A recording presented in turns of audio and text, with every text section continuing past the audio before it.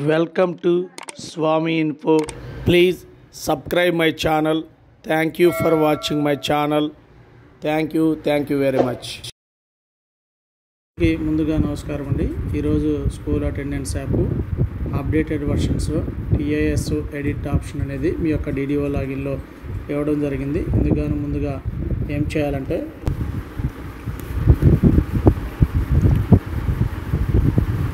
ఆయన school attendance యాప్లో login అయిన తర్వాత ఈ విధంగా చూపిస్తుంది. వారికి సేమ్ ఈ టైల్ అనేది ఇక్కడ వారికి ఇవ్వడం జరిగింది. సేమ్ అదే టైలు వారి బేసిక్ డీటెయిల్స్ ఉంటాయి. అదేవిధంగా ఎంప్లాయీ బేసిక్ డీటెయిల్స్ కూడా అందులో ఉంటాయి. దాని మీద క్లిక్ చేసినప్పుడు ఈ విధంగా చూపిస్తుంది. ఇందులో టీఐఎస్ బేసిక్ ఇన్ఫర్మేషన్ అంటే ఇది డిడిఓ గారిది. అదేవిధంగా టీఐఎస్ అప్రూవల్ ఫ్లో అంటే ఇందులో ఆయన పరిధిలో పనిచేసేటువంటి ఎంప్లాయీస్ అందరి వివరాలు అనేది ఈ టీఐఎస్ అప్రూవల్ ఫ్లోలో ఉంటాయి. ఈ టీఐఎస్ బేసిక్ ఇన్ఫర్మేషన్ అంటే ఇది డిడిఓ గారు ఆ యొక్క హెడ్ మాస్టర్ ఎవరైతే ఉన్నారో ఆ హెడ్ మాస్టర్ సంబంధించి ఉంటుంది. దాని మీద కాకుండా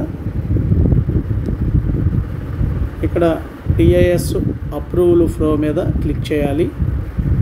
ఈ అప్రూవల్ ఫ్లో మీద క్లిక్ చేసినప్పుడు ఈ విధంగా ఆయన పరిధిలో పనిచేస్తున్నటువంటి అందరూ ఎంప్లాయీస్ అనేది ఇక్కడ టోటల్ అప్రూవల్ పెండింగ్ ఆర్ 148 ఉంది. అంటే ఆ డిడిఓ పరిధిలో 148 మంది పనిచేస్తూ ఉన్నారు. ఆయన అందరివి ఇంకా అప్రూవల్ స్టార్ట్ చేయలేదు కాబట్టి ఇక్కడ ఈ విధంగా ఉంటుంది. ఇక్కడ నాట్ సబ్మిటెడ్ 0 అంటే ఇంతవరకు సబ్మిట్ చేయని వారు ఎవరైనా ఉంటే 0 ఉన్నారు. ఇక్కడ అప్రూవ్ చేస్తే ఇక్కడికి వస్తారు. ఇంతవరకు అప్రూవ్ చేయలేదు కాబట్టి 0 చూపిస్తుంది. ఓకే, దీని మీద క్లిక్ చేసినప్పుడు ఈ అప్రూవల్ పెండింగ్ ఆర్ 148 మీద క్లిక్ చేసినప్పుడు ఆయన పరిధిలో ఉన్నటువంటి ఈ ఎంప్లాయీస్ అందరూ చూపించడం జరుగుతుంది. ఏ ఎంప్లాయీ కావాలంటే ఆ ఎంప్లాయీ పేరు అక్కడ టైప్ చేసినప్పుడు ఆ యొక్క ఎంప్లాయీ అనేది చూపించడం జరుగుతుంది. ఇక్కడ సెర్చ్లో డైరెక్ట్గా ఎంప్లాయీ నేమ్ అనేది సెర్చ్ చేయొచ్చు. అదేవిధంగా లేకుంటే ఎంప్లాయీ ఐడి కూడా సెర్చ్ చేయొచ్చు. ఎంప్లాయీ ఐడి మీద సెర్చ్ చేసినప్పుడు డైరెక్ట్గా ఏ ఎంప్లాయీ అయితే మనం అప్రూవ్ చేయాలో ఆ ఎంప్లాయీ వివరాలు అనేది ఇక్కడ చూపించడం జరుగుతుంది. ఈ విధంగా ఆ ఎంప్లాయీ మీద క్లిక్ చేసినప్పుడు ఆ ఎంప్లాయీకి సంబంధించినటువంటి ఆ టీచర్కి సంబంధించినటువంటి ఆ టీచర్ గారు ఏవైతే సబ్మిట్ చేశారో అవన్నీ వివరాలు ఇక్కడ కనపడతాయి. వాటిని ఏదైనా తప్పుగా ఉన్నట్లయితే మనం ఎడిట్ చేయవచ్చు. ఎడిట్ చేసిన తర్వాత డిడిఓ గారు ఏం చేస్తారంటే అప్రూవ్ చేస్తారు. ఇక్కడ అప్రూవ్ అని ఉంది, దీని మీద క్లిక్ చేయాలి.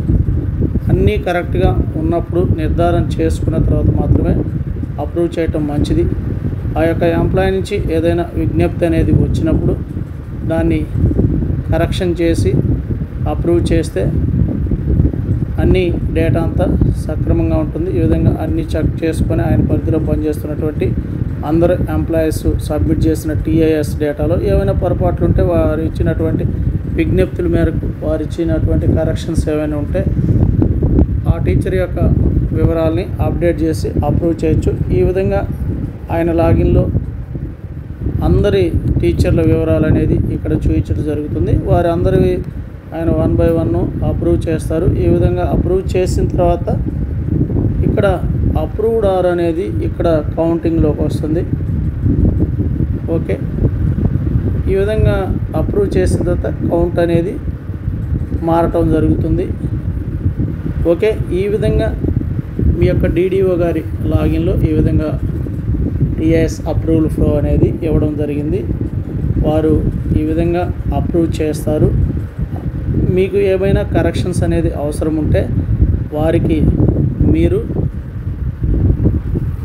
తప్పుగా నమోదు చేసినటువంటి వివరాలు వారికి తెలిపినట్లయితే వారు కరెక్షన్ చేసి అప్రూవ్ చేస్తారు. Okay, thank you very much. ఎప్పటివరకు నా ఛానల్ చూస్తూ సబ్స్క్రైబ్ చేసుకుని మిత్రులు దయచేసి సబ్స్క్రైబ్ చేసుకుని ఇలాంటి మీకు మరిన్ని ఉపయోగకరమైన అప్డేటెడ్ ఇన్ఫర్మేషన్ అందిస్తున్నందుకు సబ్స్క్రైబ్ చేసుకోండి దయచేసి. Okay, thank you very much.